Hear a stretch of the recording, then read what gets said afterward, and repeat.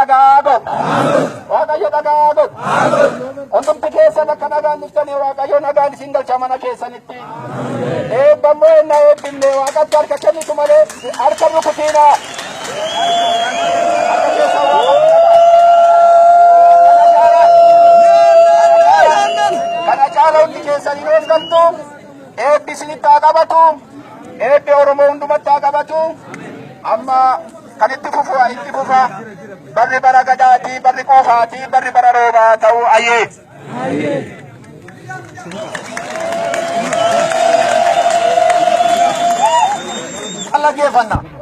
Wallaggeeffanna. Dursa Waaqayyoo wanni ani galateeffachuu barbaadu hoolota keessatti amma kana namni wal ga'ee nagaan sa'aatii kana ga'uunsaa hundumarra waan nama gammachiisu hundi keemsan harka reebaa al tokko.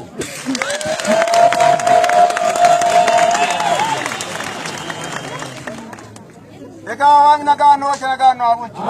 Hamaa ammaa tanurraa haa qabu.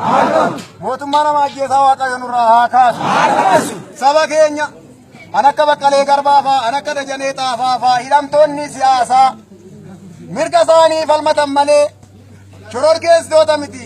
Otoo mirga isaanii falmatanuu, odoo saba isaaniitiif dubbatanuu shororkeessitoota jedhanii dhugaa malee waridhaman Waaqayyo nuuf haa hiiku. Mootummaan kun mootummaa nama dhaga'u miti. Waaqayyo nu haa dhaga'u. Saba Oromoo ofii isaanii gidduu seenanii basaastuu gidduu kaa'anii tokkummaa keenya nyaatan malee sabni Oromoo duruu tokkummaa qaba. Aadaadhaan bula. Oromoon malkaadhaan bula. Waaqa kadhatee wal bulcha. Hayyuu duree qaba. Bokkuun corroqaan eebbifatee akka aadaa isaatti wal bulcha malee